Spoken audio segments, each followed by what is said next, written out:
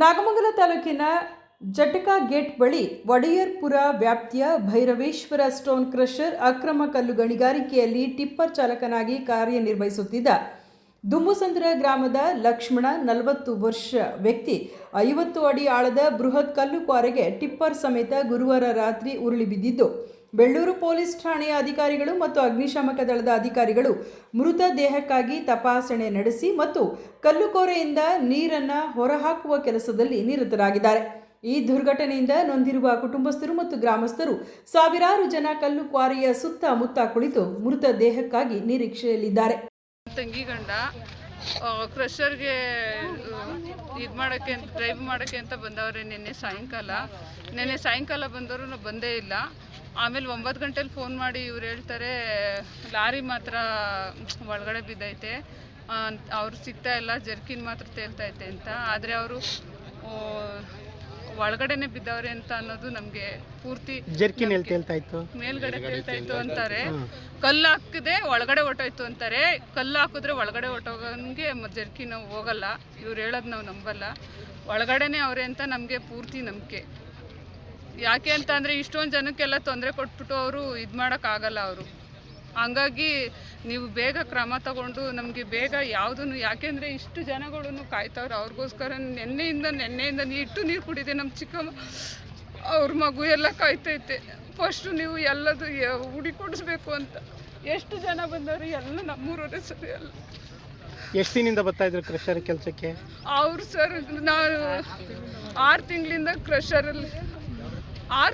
ಕ್ರಷರಲ್ಲಿ ಕೆಲಸ ಮಾಡ್ತಾವ್ರೆ. ಅವರು ಸುಮಾರು 15-20 ವರ್ಷದಿಂದ ಲಾರಿನೇ ಸರ್ ಓಡಿಸೋದು, ಕ್ರಷರ್ಗಳೇ ಓಡಿಸೋದು. ಈಗ ದೊಡ್ಡ ಲಾರಿನೇ ಓಡಿಸೋದು ಸರ್. ಈ ದುರ್ಘಟನೆ ಸಂಭವಿಸಿ 3 ದಿನ ಆದರೂ ಕೂಡ ಕನಿಷ್ಠ ಸೌಜನ್ಯವಿಲ್ಲದ ತಾಲೂಕು ಆಡಳಿತ, ಜಿಲ್ಲಾಡಳಿತ, ಗಣಿ ಮತ್ತು ಭೂ ವಿಜ್ಞಾನ ಇಲಾಖೆ ಮತ್ತು ಕಾರ್ಮಿಕ ಇಲಾಖೆ ಅಧಿಕಾರಿಗಳು ಸ್ಥಳಕ್ಕೆ ಭೇಟಿ ನೀಡದಿರುವುದು ಸಾರ್ವಜನಿಕ ವಲಯದಲ್ಲಿ ಆಕ್ರೋಶಕ್ಕೆ ಎಡೆ ಮಾಡಿಕೊಟ್ಟಿದೆ. ಅಂತ ಅಂದ್ಬಿಟ್ಟು ಇಲ್ಲಿ ಪ್ರತಿದಿನ ಕೆಲಸಕ್ಕೆ ಬರ್ತಾ ಇಲ್ಲ. ನೈಟ್ ಬಂದು ಕೆಲಸಕ್ಕೆ ಸೇರೋದು. ತಿರ್ಗಾ 12ವರೆಗೆ ಏನೋ ಗಾಡಿ ಅಪ್ಸೈಡ್ ಆಯಿತು ಅಂತ ಇದು ಮಾಡವ್ರೆ. ಇವ್ರಿಗೂ ನಮ್ಮ ಮಾಹಿತಿ ತಿಳಿಸಿರೋದು 9 ಗಂಟೆಗೆ. 12 ಗಂಟೆಗೆ ಗಾಡಿ ಇದಾಗದೆ ಅಂತಾರೆ. ಯಾವತ್ತು? 25ನೇ ತಾರೀಕು ನೈಟು. 26ನೇ ತಾರೀಕು 9 ಗಂಟೆಗೆ ನಮಗೆ ಮಿಸ್ಸಾಗಿ ಎಗರು ಹೊಂಟೋಗವ್ನಿ ಅಂತ ಇವ್ರು ಹೇಳ್ತಾರೆ. ಯಾರು ಹೇಳಿದ್ರು? ಕ್ರಷರ್ ಅನ್ನೋದು ಎಗರು ಹೊಂಟೋಗವ್ರೆ, ನೋಡಿ ನಿಮ್ಮ ನಂಟ್ರೈತ್ರ ಮನೇಲಿದ್ದಾರೆ, ಹೆಂಗೆ ಗಮನಿಸಿ ಅಂತ ಇವ್ರು ಈ ಥರ ಹೇಳ್ತಾವ್ರೆ. ಅವ್ನು ಮಿಸ್ಸಾಗಿ ಬಂದಿಲ್ಲ ಯಾವುದೇ ಕಾರಣಕ್ಕೂ. ಗಾಡಿಯಿಂದ ಆಗ್ರಿ ಏನಾರ ಗಾಡಿ ಮೇಲೆ ಹದಿಕೊಂಡಿರ್ಬೋದು. ಈಗೆಲ್ಲ ಒಳಗಡೆ ಎಳ್ದು ಸ್ವಾಧೀನ ಮಾಡಿದ್ರು. ಕ್ಯಾಬಿನಲ್ಲಿ ಇಲ್ಲ ಅಂತ, ಬಾಡಿ ಇಲ್ಲ ಅಂತ ಅಂತಾರೆ.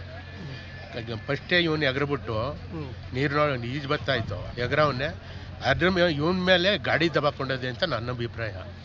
ಹಂಗಾಗಿ ಜಲ್ಲಿಕಲ್ಲು ಎಲ್ಲ ಅವನ ಮೇಲೆ ಹದಿಕೊಂಡವೆ ಅಂತ ನನ್ನ ಅಭಿಪ್ರಾಯ. ಇಷ್ಟಾಗಿ ಇನ್ನೂ ನೀರು ಸರಿಯಾಗಿ ಇದು ಮಾಡ್ತಾಯಿಲ್ಲ, ಸ್ಪಂದಿಸ್ತಾ ಇಲ್ಲ.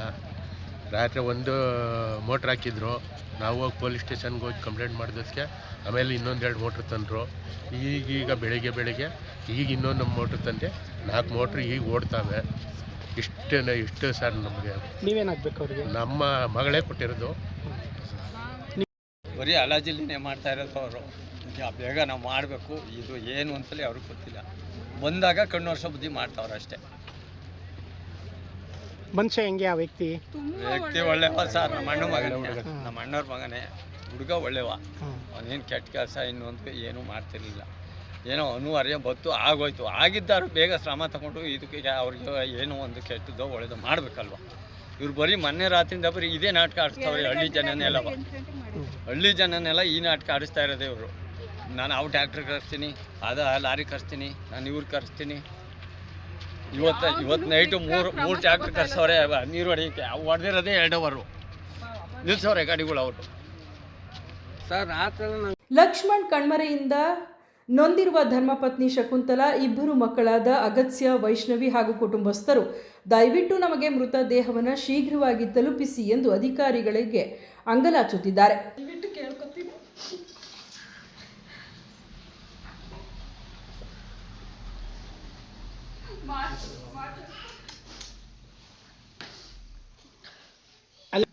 ಅದು ಲಾರಿ ದಬಾಕೊಂಡು ಇದಾಗಿರೋದಂತ ಸರ್ ಅದು ನಂಗೆ ಗೊತ್ತಿಲ್ಲ. ನಾನು ನಮ್ಮ ತಂದೆ ಮನೇಲಿದ್ದೆ. ಅವರು ಡೈಲಿ ಹೋಯ್ತಾಯಿದ್ರು ನೈಟು ಕೆಲಸಕ್ಕೆ.